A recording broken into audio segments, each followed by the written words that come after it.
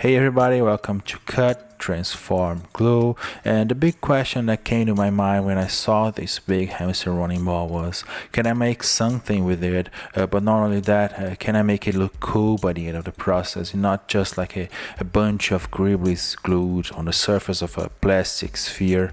And after looking at it for a while, I knew this was going to be a diorama, not a model.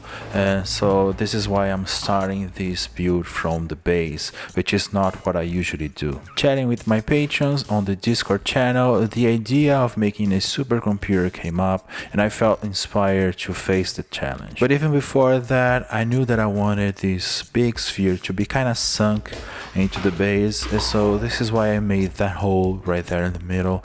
And the lines, by the way, are just there so I can kind of keep things aligned and better visualize it all. And then with that, I went on Fusion 360 and I made this model right here. It was printed in PLA with 0.2mm layer height, and as you can see, there are two different segment models, one of them having 3 holes where I can catch an M4 nut from the bottom so I can attach things to it kind of securely later in the project. I divided the full ring into 8 smaller segments, that way I can put both my printers working together on smaller bursts to better optimize my workflow and the time that I have here on the shop. Each piece of the segment had to be sanded a little, and it was glued together using CA glue. Now the 0.2mm layer height is very visible, and so it received coats of light coloring putty and some primer, and of course some sanding in between each layer. Then I glued the ring with some CA glue, trying my best to keep it centered in the base using the lines that I made before. My idea with the ring shape is that air can flow all around the sphere, which is the computer, and speaking of it, let's put some work on it. It has this interesting lid right here that I want to keep open, and so the challenge is to cover this opening on an interesting way. But there's an easy way to do it using this piece right here, which is from the running ball itself. I'm just gonna go and trim some features from the inside right there. I'll do some cleaning with my Dremel tool, and then I'll attach this other interesting grip right here that is from my VHS tape. I then went shopping and I found this piece right here, which fits perfectly the piece from the VHS tape, and so I'll use this one to keep the lid open.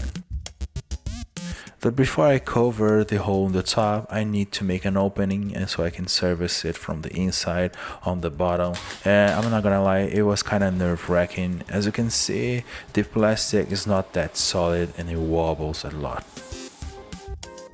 But it all went well, and by the end of it I just had to make some cleaning, and now I have a perfect hole right here on the bottom, which I'll later use to add some lights to this project.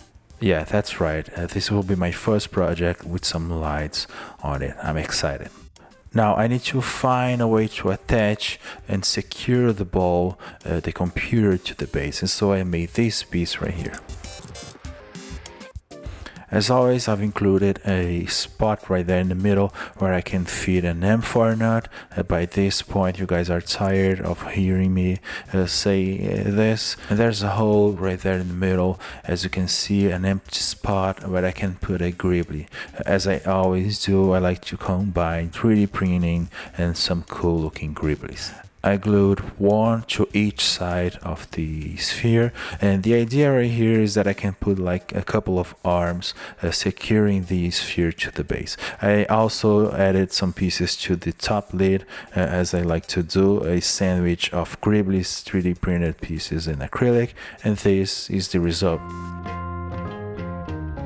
Now here's my idea for the base. I want to have a hot side on the left and a cool side on the right, meaning that the computer needs some sort of a fluid cooling system. And so I made these pieces right here in blue to kind of divide perfectly the base on the two sides. And then I went adding some pieces of styrene and also some gribblies. These gray pieces right here are like the shells of some printer cartridges. So yeah, this is a cool tip. These are very good looking, very sci-fi looking stuff. And after a while, this is the result, and of course that got a coat of primer. On the hot side, I want to have two holes, two air vents. The two holes I drilled before were kind of crooked and misaligned, so I gave up on those and decided to cover the whole thing with styrene. Now my idea is that each hole should have like a laptop fan, but I only have one of them, and so yeah, I gotta take care of that for later in the project. I did some lines on the base like I usually do to guide myself, and then I drilled the new holes in place. And each of these gray round rings will receive a gribbly, a 3D printed gribbly on the inside, and of course the laptop fan from the bottom. As I said, I still have only one of the laptop fans, so I gotta find the second one later on the project. But yeah, this right here is the result. But for the cool side of the base, I wanna use this gribbly right here.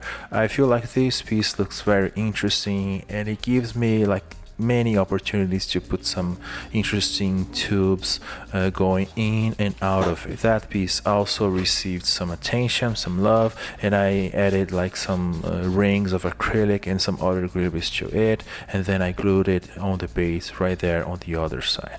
Let me know in the comments if you know exactly where that gribbly right there in the middle came from. Then I glued the whole base, the whole plywood base to yet another sheet of styrene.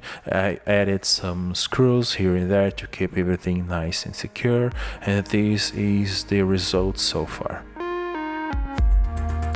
I still have a lot to do in this project. I have to add tons of tubes on the cool side using this interesting shape right here, and of course I wanna create 4 arms that will connect the computer to the base, meaning it could be like removed if needed. As always, the STL files from this project will be available for my patrons, so maybe check the links on the description box if you wanna help this channel keep going. Subscribe to the channel and click the bell if you don't want to miss the next episode of this build.